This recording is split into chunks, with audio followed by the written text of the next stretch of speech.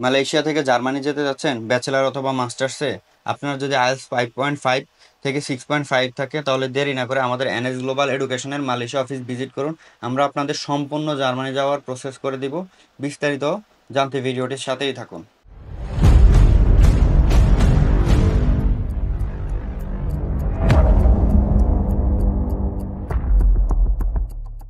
আসসালামু আলাইকুম, সবাই কেমন আছেন? আশা করি সবাই আল্লাহর রহমতে ভালো আছেন। আমি আপনাদের দোয়া এবং আল্লাহর অশেষ রহমতে ভালো আছি। আপনারা অনেকেই আমাকে চেনেন, আমি নওশাদ হোসেন।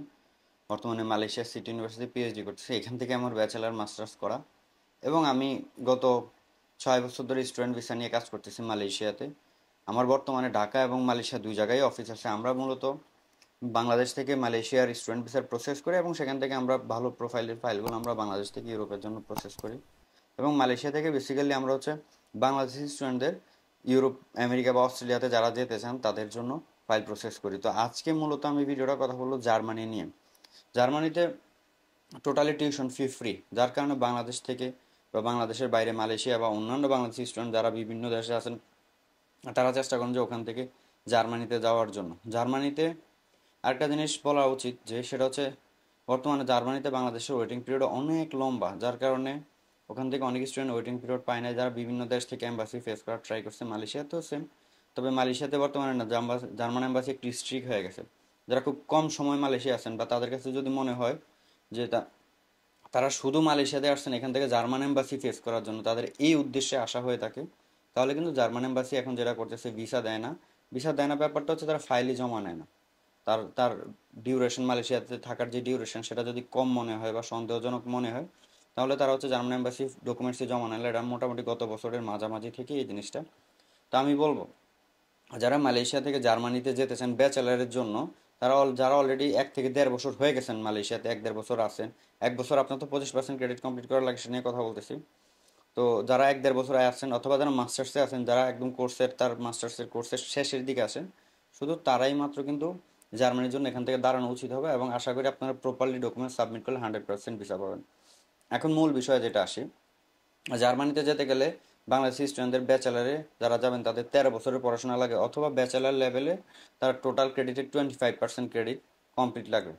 সো যারা এখান থেকে ব্যাচেলারের জন্য অ্যাপ্লাই করবেন আপনাদের 2 থেকে 3টা জিনিস মাথায় রাখতে হবে।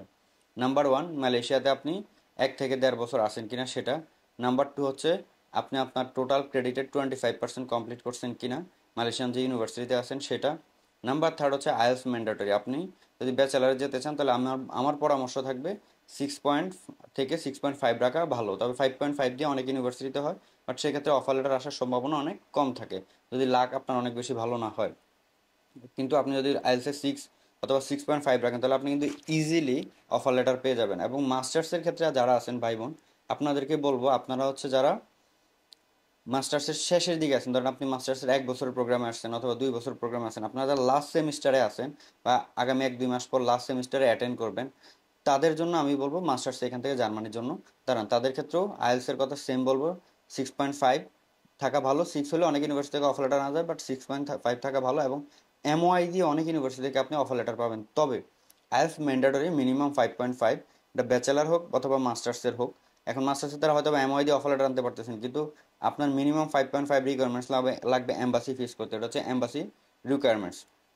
আরেকটা মেইন মোস্ট ইম্পর্টেন্ট সেটা হচ্ছে ব্লগ অ্যাকাউন্টে মানি রাখতে হয়। জার্মানির জন্য কোনো প্রকার ব্যাংক স্টেটমেন্টের প্রয়োজন নেই। যেটা মেইন ইম্পর্টেন্ট সেটা হচ্ছে ব্লগ অ্যাকাউন্টে আপনার টাকা রাখতে হয়, প্রায় 12-13 হাজার ইউরো, যা 15-16 লক্ষ টাকা।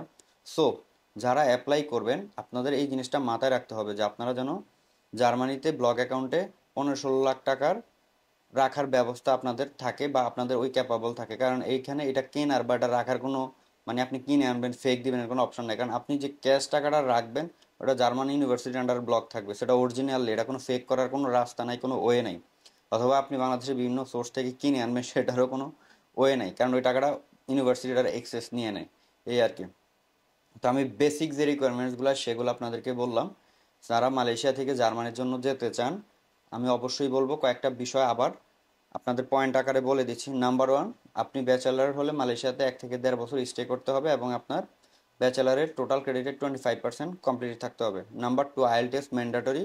ব্যাচেলারের জন্য অ্যাটলিস্ট 6.5, সরি 6, এবং মাস্টার্সের জন্য 6.5।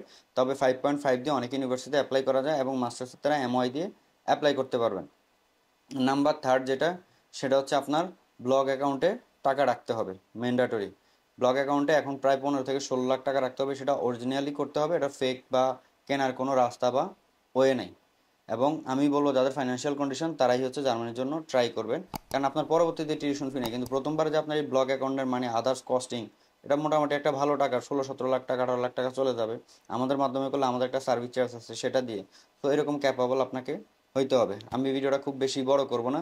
যারা মালয়েশিয়া থেকে জার্মানির জন্য অ্যাপ্লাই করতে চান তারা চাইলে সরাসরি আমাদের এনএস গ্লোবাল এডুকেশনের মালয়েশিয়া অফিস বুকিং বিনটাকে ভিজিট করতে পারেন। আরেকটা জিনিস বলে রাখি, আমরা ওভার দ্য ফোনে কাউন্সিলিং দিব না ইউরোপের ব্যাপারে, ইভেন জার্মানির ব্যাপারেও। আপনারা ভিডিও দেখে বেসিক রিকোয়ারমেন্ট যদি আপনাদের সাথে ম্যাচ হয়, তাহলে আপনারা আমাদের সাথে যোগাযোগ করে আমাদের অফিসে আসবেন। এবং এই ভিডিওর ডিসক্রিপশনে আমাদের office address, contact number, contact details এবং আমার কন্ট্যাক্ট ডিটেলস পর্যন্ত দিয়ে দেওয়া হবে। আজকে এই পর্যন্তই। সবাই ভালো থাকবেন, সুস্থ থাকবেন। আল্লাহ হাফেজ।